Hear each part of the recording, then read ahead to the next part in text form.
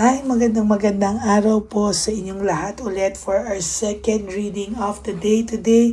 Sana po ay napanood niyo na po yung ating first reading of the day today at yung kahapon na first, second, and third reading of the day. Yan.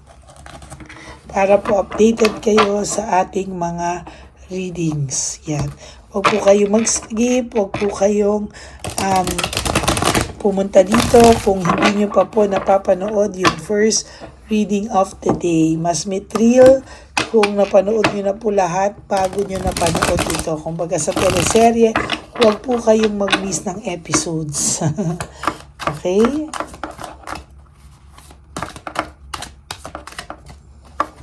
Ayan. So, para po sa mga gustong magpa-private reading sa akin, you can message me at Ladyly Elena po. That's L-A-D-Y-L-Y Elena. Nasa dulo po yan ng ating video. Diyan nyo lang po ako pwedeng matawagan or ma-message. Please, no skipping of ads, ha? Tulong nyo na po yan sa channel natin. 1,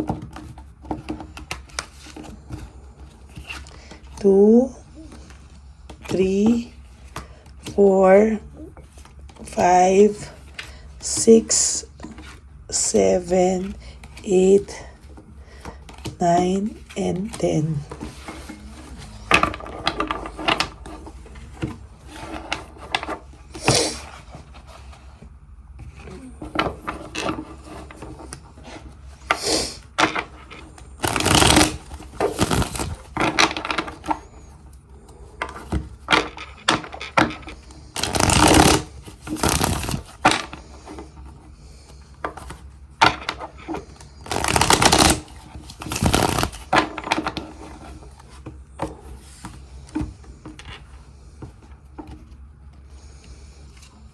One, 2, 3, 4, 5, 6, 7, 8, 9, and 10.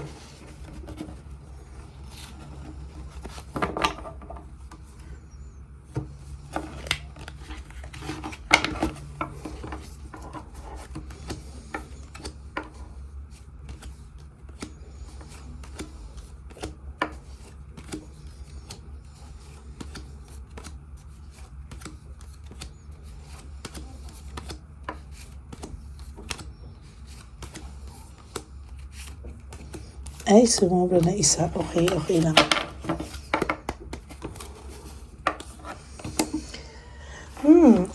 As of today, may nakikita po akong group conflict, no?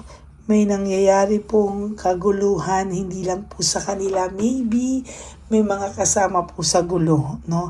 At may frustration po siyang nararamdaman dito. Maybe may kasamang family matters to, no? Baka sila ni Chabilitang Palaka, kasama yung family ni Chabilitang Palaka. May something po ako nakikita na group conflict, or maybe pwede din sa'yo na may group conflict ka sa kanila, no? Meron ako nakikita ditong malaking gulo.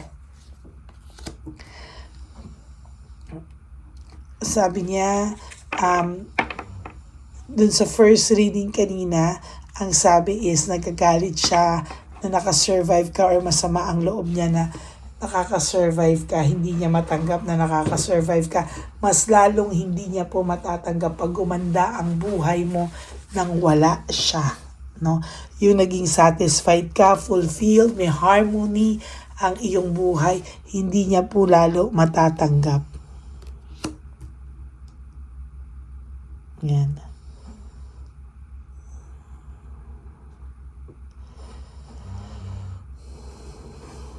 Ayan, no? So nakikita ko po ngayon ay may ginagawa ito, no, na may dinadivert po niya talaga sa ibang bagay, no? Gusto nitong kumita ng pera, naghahanap ito ng pagkakakitaan, and marami po siyang mga diversion, ginagawang diversion, pero wala pong nagkiklik sa ngayon, no? Actually, there's this parang kahinaan of him na parang talagang minamanipulate niya po yung mga kahinaan niya na kinoconvince niya lang po yung sarili niya na somehow kaya niya to, matatapos din ang lahat, pero talagang hirap na hirap po siya ngayon, no? There's confusion, may malaki pong confusion sa utak niya and chaos. May mga nangyayari talagang gulo sa paligid nito, sa buhay nito, and medyo a little bit brutal. No, maybe may physical matters. May nangyayaring emotionally drained na siya, mentally drained siya, and hindi niya lang po pinapahalata, ayaw niya pong mapahiya siya. As a matter of fact, ayaw po ng person to na napapahiya. But there's already hatred, no? May hatred na po akong nararamdaman dito, at somehow galit siya sa sarili niya for this. Lahat po ito ay sinisisi niya sa sarili niya deep inside. Pero po sa harap ng mga tao, ikaw po ang sinisisi nito. Wala po siyang direksyon, nawalan siya ng direksyon. There's no direction and very unpredictable ang mga mangyayari sa susunod sa buhay ng taong ito.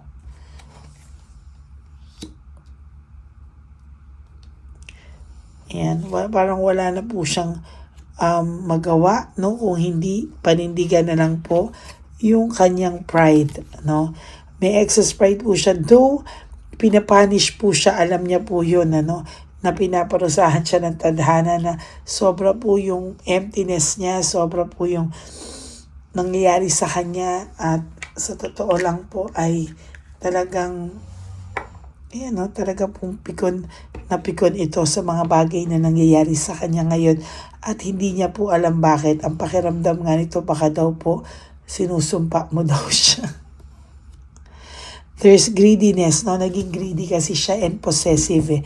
As a matter of fact, hindi niya po alam kung ano po yung gagawin niya, no?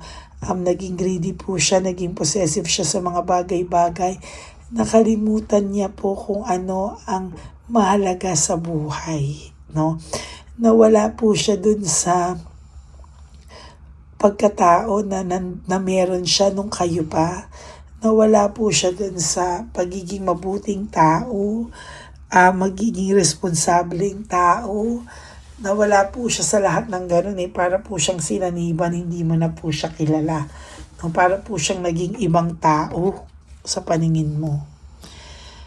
Nawala po siyang peace of mind. He's finding peace right now, no? Hindi niya po alam kung saan kukuhanin yan. Sabi niya nga po, napakamahal pala ng peace of mind. Napakabigat palang i-wish ang peace of mind, no? Which is totoo yun, no? I feel him. I feel that itong taong to, mayabang lang to, eh. Sasabihin ko sa iyo, mayabang lang to. Pero sa totoo lang, mahina ito at marupok deep inside, no? Yan ang talagang nahihirapan siya sa ngayon. Gusto niya moving on, leaving behind, pero lagi mo pong ginugulo ang isipan nito. As a matter of fact, hindi ka rin naman po nawawala sa isipan niya. He has mixed emotions. Halo-halo yung pakiramdam niya sa ngayon. Hindi niya po maintindihan kung ano yung pakiramdam niya, pero alam niya na meron siyang emptiness, sobrang lungkot yung kalooban niya sa ngayon, no? Lalo na po ngayon na may nangyayaring malaking conflict sa buhay niya na nagkikreate sa kanya ng frustration. Parang yung pinasok niya ay nag-create ng multo sa buhay niya, no? Alam niya pong sobrang mali yung ginawa niya. Alam niya po na dahil sa ginawa niya, nakaramdam ka po ng too much sadness, too much heartache, na hindi rin po niya kinakaya. Dinadala niya rin po everyday sa buhay niya yung ganyan, ano?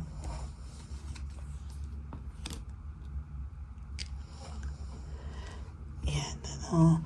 There's control, hindi niya po mahawakan, hindi niya na makontrol yung pakiramdam niya mismo, and somehow he feels very, very sad. Gusto niya na po i-avoid yung mga conflicts, gusto niya pong iwasan lahat ng chaos, brutality, pero sa ngayon po ay may nangyayaring matinding dagok sa buhay niya ngayon at kaguluhan. Yan, no? Yeah.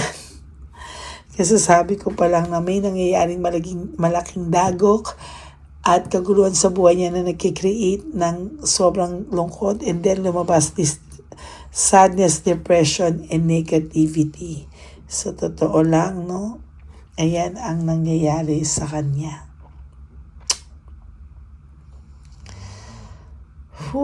Ang bigat ng oras nitong second reading, ha? Parang sobrang siyang pagod na pagod sa life. Pakiramdam niya ay pagod na pagod din siya sa mga nangyayari ngayon, and without his knowledge, kinakain siya ng buong buo nito, no? Yung depression niya, yung sadness niya, and negativity niya. Pero ang pinalalabas niya sa'yo is somehow he is doing okay. He is doing fine, no? Pero sa totoo lang po, hindi po totoo lahat ng pakiramdam niya. And as a matter of fact, hindi din po totoo yung mga pinapakita niya sa social media, mga alam ng tao sa kanya. Hindi po talaga. There's reward here. Meron akong nakikita na reward, no, sa mga bagay-bagay talaga, no. Meron akong nakikitang hindi niya matanggap-tanggap, no. Ikaw po marami kang reward na dumarating sa iyo, pero siya hindi niya matanggap-tanggap yung mga feeling niya, i-deserve niya dahil naman sa nagtatrabaho siya ng maayos, or he's working hard daw, pero yung mga blessings po is palihis, palayo sa kanya, no? Parang sinabi nga sa inyo, pinaparusa to because sa mga ginawa niya, but ma-pride pa rin ang taong ito, no? Parang ayaw niya pa rin ipakita na somehow ay, ayan, hindi siya okay. Parang gusto niya pa rin ipakita sa iyo na, I am just fine. Pero sa totoo lang po, kabaliktaran po yan lahat. There's bad luck and no control. Sa totoo lang po, wala po talaga siyang control sa mga bagay-bagay ngayon. Yung bad luck po ay sunod-sunod po ang dating sa buhay niya. Sunod-sunod po ang pagdating ng lahat ng bad luck sa kanya. Pero sa totoo lang po, and to be honest with you, hindi niya po makontrol. Wala po siyang control dito. Gusto niya na po ng fresh start. Gusto niya pong magkaroon ng bagong mundo, bagong buhay, no? Pinipilit niya po sa sarili niya na magkaroon ng bagong buhay kasi naman daw po parang pakiramdam niya is talagang parang pinabayaan mo na siya, parang tiniis mo na rin naman siya, parang nung umayaw siya, inayawan mo lang din siya ng ganun-ganon. So ngayon, ang pakiramdam po nito ay gusto niya lang makamove on, pero hindi niya po magawa, at visit po siya sa'yo kasi hindi rin naman po ikaw nawawala sa isipan nito. So somehow, nabubwisit siya sa'yo, bakit hindi siya makamove on from you. Ayan.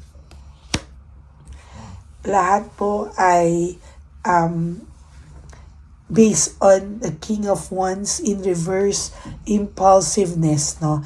And unachievable expectations. Yan po talaga ang nakikita ko na nagdulot ng too much pain sa inyong dalawa. Yung mga impulsive decisions niya, quick decisions, mga desisyong hindi pinag-isipan, ito po talaga ang nag-create sa inyo ng paghihiwalay. There's coldness sa'yo, no? Kahit papano, hindi na gano'n, no? Medyo nagkaroon ka na ng coldness and medyo nakaka-survive ka na, kaya mo na at nakaka-survive ka na everyday without this person. Though, minsan naiisip mo pa rin siya, pero somehow, you feel a little bit,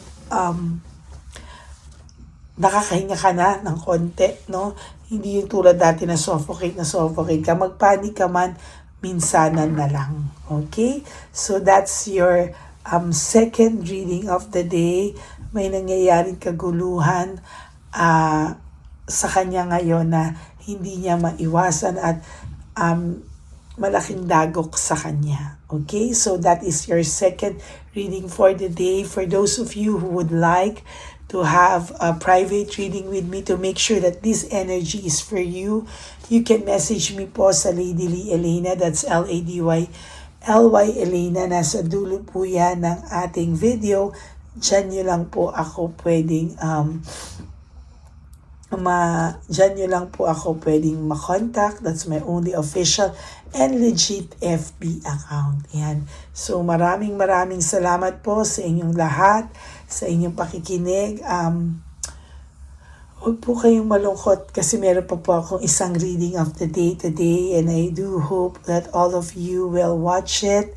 And bago po kayo tumalon dito, just make sure na napanood nyo na po yung episode tuloy. Yung first reading, second reading, and third reading of the day yesterday, and the first reading today bago po kayo tumakbo at lumipat dito sa second reading of the day. Please, no skipping of ads. Tulong nyo na po yan. If naka-resonate kayo dito, just give me a like and comment down below para po mababasa natin ang mga comments nyo. Also, no skipping of ads. Tulong nyo na po yan sa channel natin. And for those of you who would like to give me a super thanks for this video, I would really do appreciate that from the bottom of my heart. Okay, God bless you everyone. To all my Lady Elena, super loyal and solid na friends, family, and subscribers. I love you all from the bottom of my heart. Ang lagi ko pong bilin sa inyo is life is too short. Don't make it shorter by stressing yourself from all the pains and heartaches na binigay sa inyo ng kahapon. Just surrender everything to the divine universe. Just let go and let God write your life and love story. I will be back for another set of reading. Huwag po kayong malulungkot. Babalik po ako. Okay? Maraming salamat po sa inyo lahat. I love you all. God bless you. Bye!